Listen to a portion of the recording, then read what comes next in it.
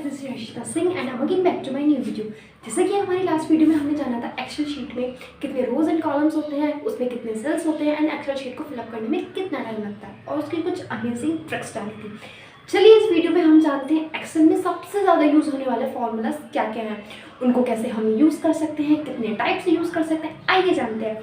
Number first पे आता है सम करना, नंबर 2 काउंट करना, नंबर 3 एवरेज एंड परसेंटेज निकालना, नंबर 4 काउंट इफ का फॉर्मूला, नंबर 5 मैक्सिमम नंबर्स निकालना, नंबर 6 मिनिमम नंबर्स निकालना, नंबर 7 इफ फॉर्मूला यूज़ करना, number 8 count a formula use करना, number 9 count black and number 10 is very interesting because it's very important. जितने भी हम formulas use करा है एक्सेल में, जितने ये फॉर्मूलाज होते हैं, इसको हमने पर्टिकुलर सेल में यूज़ करा था, बट अब इसको पूरी शीट में हम एक साथ कैसे यूज़ करेंगे। This formula is called the track formula. आइए जानते हैं इन सबको हम कैसे कैसे यूज़ कर सकते हैं। चलिए लेट्स गेट स्टार्ट। तो गाइज, ये हमारी एक स्टूडेंट परफॉर्मेंस शीट है जो हमने पहले से ही बना रखी थी। इसमें हम रिपोर्ट निकालेंगे कि प्रत्येक स्टूडेंट के हर सब्जेक्ट्स में कितने नंबर्स आए हैं, कितने टोटल्स आए हैं। इसके लिए हम फॉर्मूलाज का यूज़ करेंगे। इसमें हम सम का, काउंट का, एवरेज एंड परसेंटेज का, काउंट इफ का, maximum number, minimum numbers and track करना जानेंगे। चलिए अब जानते हैं ऑब्टेन मार्क्स।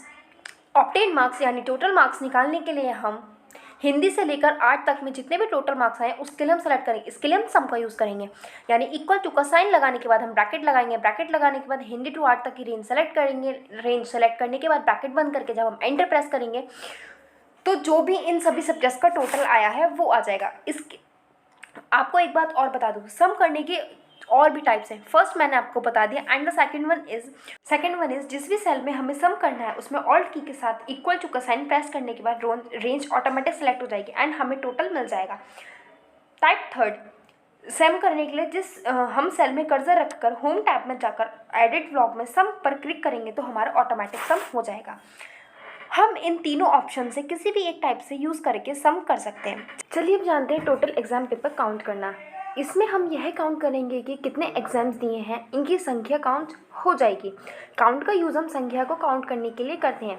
काउंट का फॉर्मूला है इक्वल टू का साइन लगाने के बाद काउंट लिखिए, उसके बाद ब्रैकेट लगाकर वह वैल्यू सेलेक्ट करेंगे जो हमें काउंट करनी है। जैसे कि हमें हिंदी टू 8 तक काउंट करनी है तो हिंदी टू 8 तक की वैल्यू सेलेक्ट करने के बाद ब्रैकेट बंद करके जब हम एंटर प्रेस करेंगे तो हमारी वैल्यूज़ काउंट हो जाएगी। एक बात का ध्यान रखिए, जिस वैल्यू को हमने सेलेक्ट किया है उसमें अगर कुछ अल्फ़ाबेटिक लिखा है तो वह काउंट नहीं होगा। काउंट से सिर्फ काउंट वैल्यू ही सेलेक्ट होती है। जैसा कि आप देख सकते हैं मैंने मैथ्स में एब्सेंट लिखा है, ये एक अल्फ़ाबेटिक वर्ड है, तो जो हमारी टोटल एग्जाम काउंट है वो 4 हो जाएगी। यानी जो हमारी काउंट वैल्यू है वो सिर्फ न्यूमेरिकल वैल्यूज़ काउंट करती है, अल्फ़ाबेटिक वैल्यूज़ काउंट नहीं करती है। चलिए अब हम जानते हैं कि एवरेज का यूज़ हम कैसे कर सकते हैं। एवरेज का प्रयोग परसेंटेज निकालने के लिए किया जाता है। इक्वल टू का साइन लगाने के बाद टाइप करते हैं एवरेज। एवरेज टाइप करने के बाद हम ब्रैकेट लगाएंगे। ब्रैकेट लगाने के बाद हिंदी टू 8 तक की रेंज सेलेक्ट करेंगे। हिंदी टू 8 तक की रेंज सेलेक्ट करने के बाद जब हम ब्रैकेट बंद करेंगे, ब्रैकेट बंद करने का जब हम एंटर प्रेस करेंगे तो जो हमारी परसेंटेज है वो आ जाएगी। परसेंटेज निकालने का एक टाइप और भी होता है। First of all we apply equal to का साइन, उसके बाद हम परसेंटेज का साइन लगाएंगे। परसेंटेज का साइन लगाने के बाद जो हमारे ऑब्टेन मार्क्स हैं उसको सेलेक्ट करेंगे। ऑब्टेन मार्क्स सेलेक्ट करने के बाद हम इंटू 100 करेंगे। इंटू 100 करने के बाद जितने भी टोटल मार्क्स हैं उनको सेलेक्ट करके उससे डिवाइड कर देंगे तो जो हमारी परसेंटेज है वो हमें मिल पा रही है। अब हम जानते हैं कि हमारे हिंदी से लेकर 8 तक 33% से कम मार्क्स किसके सब्जेक्ट में आए हैं। इसके लिए हम यूज़ करेंगे काउंट इफ़ का फॉर्मूला। काउंट इफ़ का यूज़ करने के लिए इंसर्ट फंक्शन में आकर काउंट इफ़ को सेलेक्ट करेंगे। सेलेक्ट करने के बाद रेंज में वह रेंज सेलेक्ट करेंगे जिसमें हमें 33 से कम संख्या वाले नंबर जानने हैं। तो हमने वो रेंज सेलेक्ट कर ली, तो हम हिंदी से 8 तक की रेंज सेलेक्ट करके के बीच में 33 से कम मार्क्स सेलेक्ट करेंगे। तो हम हिंदी टू 8 तक सेलेक्ट करने के बाद क्राइटेरिया में लेस देन 33 मार्क्स सेलेक्ट कर रहे हैं तो हमें मिल रहा है कि हमारी संख्या जो है वो 1 आ रही है, क्योंकि हमारे एक सब्जेक्ट में कम नंबर है। यदि हम किसी और सब्जेक्ट्स में 33 से कम नंबर कर देंगे तो देखिए काउंट वैल्यू 2 हो जाएगी। तरह से हम अपनी परसेंटेज निकाल सकते हैं। चलिए अब जानते हैं मैक्सिमम नंबर निकालना। यदि हमें किसी भी शीट में मैक्सिमम वैल्यू देखनी है कि सबसे ज़्यादा नंबर्स किस में आए हैं, तो उसके लिए हम मैक्सिमम का यूज़ करते हैं। मैक्सिमम का यूज़ करने के लिए इक्वल टू का साइन लगाने के बाद मैक्स लिखने के बाद ब्रैकेट ओपन करके जिस भी पर्सन की हमें वैल्यू निकालनी है उसकी रेंज सेलेक्ट करेंगे, फिर ब्रैकेट बंद करके जब हम एंटर प्रेस करेंगे तो हमने जिस सब्जेक्ट में सबसे ज़्यादा मार्क्स ऑब्टेन किए हैं वो वैल्यू हमारी शो हो जाएगी। जैसे हमने अमित का निकाला, अमित के लिए हमने हिंदी टू 8 तक की रेंज सेलेक्ट करी तो हमें उसके मैक्सिमम नंबर्स मिल पा रहे हैं। चलिए अब हम जानते हैं मिनिमम नंबर्स निकालना। मिनिमम नंबर्स भी सेम मैक्सिमम की तरह होता है। इसमें हमें जिस भी पर्सन के मिनिमम नंबर्स निकालने हैं वह हम सेलेक्ट कर लेंगे उसका नेम, फिर इक्वल टू का साइन लगाने के बाद मिनी लिखकर ब्रैकेट लगाने के बाद जिस पर्सन की हमें मिनिमम वैल्यूज़ निकालनी है उस पर्सन की रेंज सेलेक्ट करके ब्रैकेट बंद करके जब हम एंटर प्रेस करेंगे तो हमें उसके मिनिमम नंबर्स किस सब्जेक्ट में वो मिल पा रहे हैं। जैसे कि हमने इसमें भी अमित का निकाला था तो हमें अमित के मिनिमम नंबर्स मिल पा रहे हैं। चलिए अब हम जानते हैं रिजल्ट्स एंड स्टेटस निकालना। इसके लिए हम इफ़ फार्मूला का यूज़ करेंगे।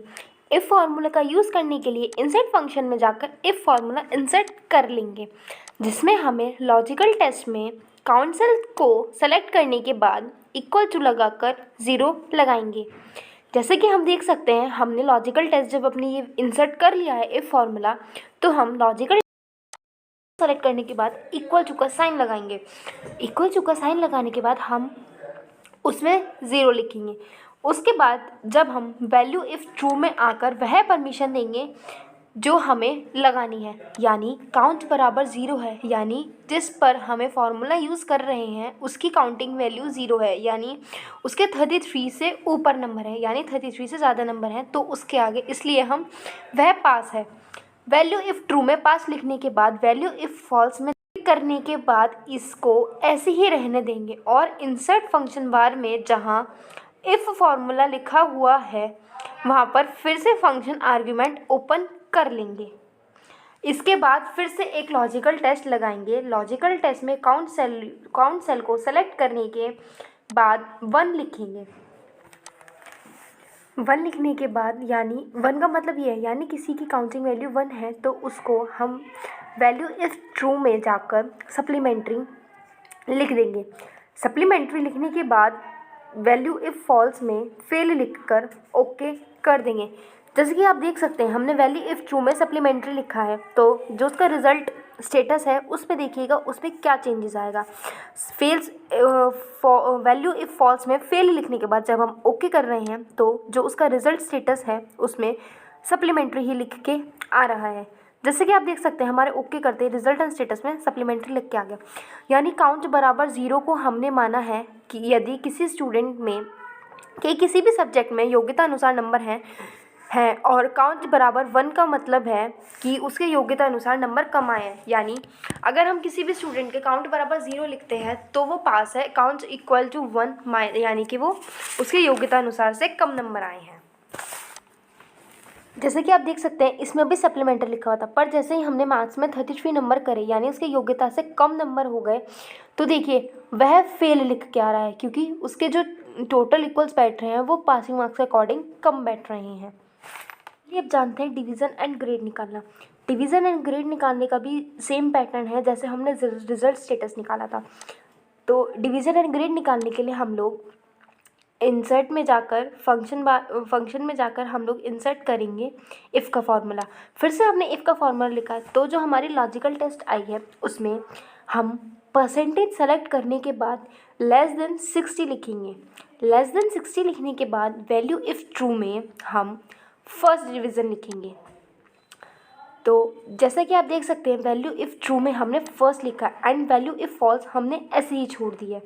इसके बाद हम फिर से इंसर्ट फंक्शन में जाकर फिर से एक लॉजिकल टेस्ट इंसर्ट करेंगे। इसमें हम लॉजिकल टेस्ट में फिर से परसेंटेज सेलेक्ट करने के बाद लेस देन 45 लिखेंगे। लेस देन 45 लिखने के बाद वैल्यू इफ़ ट्रू में हम सेकंड लिखेंगे, सेकंड डिवीज़न लिखेंगे। तो सेकंड डिवीज़न लिखने के बाद वैल्यू इफ़ फॉल्स में हम थर्ड लिखेंगे। वैल्यू इफ़ फॉल्स में थर्ड लिखने के बाद जब हम ओके करेंगे तो देखिए हमारे जो दोनों दोनों फार्मूला लॉजिकल टेस्ट वैल्यूज़ थी वो सेलेक्ट हो गई, तो जो उसकी डिवीज़न आई है वो सेकंड आई है, क्योंकि वो एक सब्जेक्ट में, क्योंकि उसके परसेंटेज बहुत कम थी, जैसे कि आप देख सकते हैं उसका रिजल्ट एंड स्टेटस में भी फेल आ रहा था, इसलिए जो उसकी डिवीज़न आई है वो सेकेंड आई है। चलिए अब हम जाते हैं ड्रैग करना। जैसे कि मैंने आपको बताया था, ये एक बहुत इंपॉर्टेंट एंड स्पेशल ऑप्शन है ड्रैग का फॉर्मूला। इसमें हम शीट में जितने भी फार्मूलाज यूज़ करें हैं उन सभी फार्मूलाज को हम एक साथ पर्टिकुलर सेल में कैसे अप्लाई कर सकते हैं। तो ड्रैग करने के लिए ड्रैग करने के लिए जो भी टोटल शीट है हमारी, उसमें फर्स्ट रो से कर्सर रखकर डाउन एरो तक, डाउन जहाँ तक हमारा लास्ट सेल है वहाँ तक सेलेक्ट कर लेंगे, तो जो हमारी शीट है वो ऑटोमेटिक सारे फिलअप हो जाएंगे। जैसे देखिए ऑब्टेन मार्क्स आ गया, टोटल काउंट आ गया, परसेंटेज निकल के आ गया, लेस देन 33 नंबर्स आ गए, मैक्सिमम नंबर्स निकल के आ रहे हैं सारे स्टूडेंट्स के, मिनिमम नंबर्स भी निकल के आ रहे हैं, एंड उनका result and status and the grades.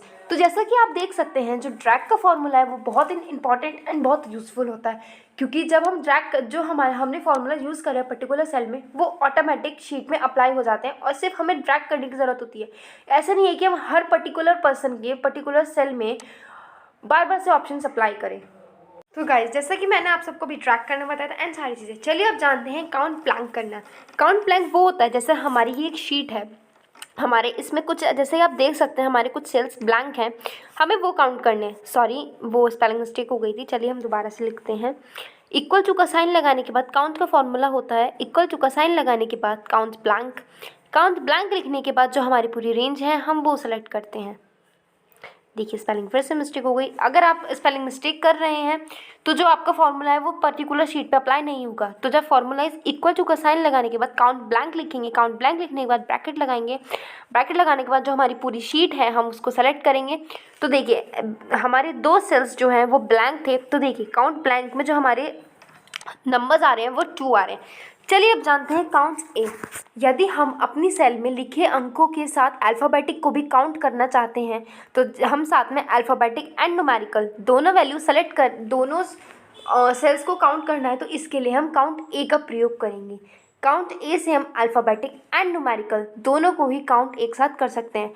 तो इसका फॉर्मूला होता है काउंट इक्वल टू का साइन लगाने के बाद काउंट एंड द, फिर हम ब्रैकेट लगा के रेंज सेलेक्ट करेंगे। रेंज सेलेक्ट करने के बाद हम ब्रैकेट बंद करके एंटर प्रेस करेंगे। तो जैसा कि आप देख सकते हैं हमारी जो पर्टिकुलर पूरी शीट है उसमें जो हमारे अल्फ़ाबेटिक एंड न्यूमेरिकल वैल्यूज़ जो हैं वो 103 आ रहे हैं। ये था हमारा आज का पूरा टॉपिक। अब मैं जल्दी ही नेक्स्ट वीडियो के साथ आऊँगी, तब तक के लिए चैनल पे बनी रहिए। लाइक करना, कमेंट करना, सब्सक्राइब करना ना भूलें। Stay tuned, stay safe, bye bye, take care.